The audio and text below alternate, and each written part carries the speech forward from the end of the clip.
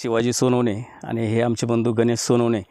आम्ही पारंपरिक शेतीला फाटा देत आणि कांदा पिकाला अनिश्चिततेचा पिरियड किंवा काळ असल्यामुळे त्याचे पैसे होत नाहीत. 2.5 एकरमध्ये आम्ही सुरुवातीला कांदा पिका लावलेलं होतं आणि त्याच्यावर रोटा मारून हे अद्रक पीक फुलवण्याचं आम्ही ठरवलं. त्यानंतर 5 फुटाचे बेड टाकून त्यावर ठिबकने पाणी संच सोडून अतिशय कमी पाण्यात आणि जैविक पद्धतीने 400 क्विंटलपर्यंत आम्हाला हे उत्पन्न आलेलं आहे. संभाजीनगरहून बेणे आणले होते 2700 किलो. तर त्या 2700 किलोची लागवड आम्ही 2.5 एकरामध्ये केली आणि 400 क्विंटल हे जैविक पद्धतीने हे अद्रक आम्ही उत्पन्न घेतलेलं आहे. त्यामधून आम्हाला जवळपास 24 लाखाचं उत्पन्न 10 महिन्यामध्ये झालेलं आहे. इतर शेतकऱ्यांनी कमी पाण्यामध्ये आणि असे पारंपरिक शेतीला किंवा पिकांना फाटा देऊन जे आपल्याला नगदी पिकं किंवा कमी पाण्यावर येणारे आष्टी तालुक्यातील कमी पाणी असल्यामुळे असे पिके घ्यावेत आणि कमी पाण्याचा उपयोग करून मजूरही कमी लागतात या पिकांना.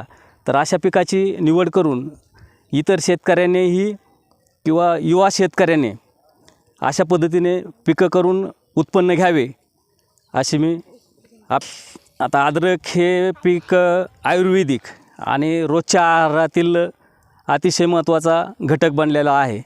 त्यामुळे याला मागणी भरपूर आहे आणि भाव पण चांगला राहतो, कारण की याचे ठराविक शेतकरी आणि उत्पादक हे कमी असतात. त्यामुळे माल हा पुरवठा कमी होतो आणि पुरवठ्याच्या तुलनेत भाव चांगल्या राहिल्याने भाव पण चांगला भेटतो याला. आणि आज रोजी आम्हाला 47 रुपये भाव मिळालेला आहे. त्या दृष्टीने अतिशय चांगले पीक आहे हे अद्रक पीक. पहिलंच वर्ष होतं आमचं. आता दुसऱ्या वर्षी आम्ही जवळपास 5 एकराचा प्लॉट तयार करून ठेवलेला आहे आणि घरचं बियाणं असल्यामुळं पुढील वर्षी आम्हाला खर्चसुद्धा कमी येणार आहे, पाणीसुद्धा कमी लागणार आहे.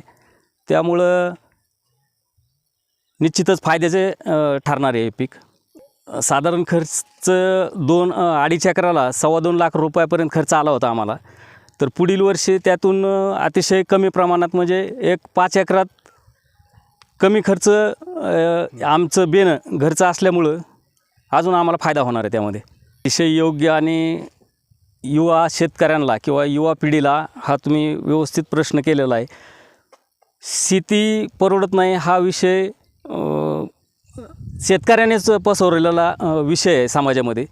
तर स्वतः कष्टाने शेती करून आणि सुयोग्य नियोजन अशा पद्धतीने केलं तर शेती ही निश्चितच फायद्याची आहे.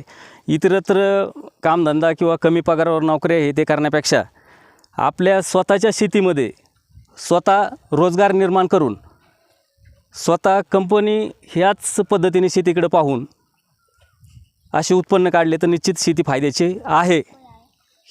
ह्या 10 महिन्यामध्ये 2.5 एकराच्या प्लॉटला 2.25 लाख रुपये खर्च झालेला आहे आणि जवळपास एक 22 लाखाच्या आसपास याचं उत्पन्न आम्ही घेतलेलं आहे.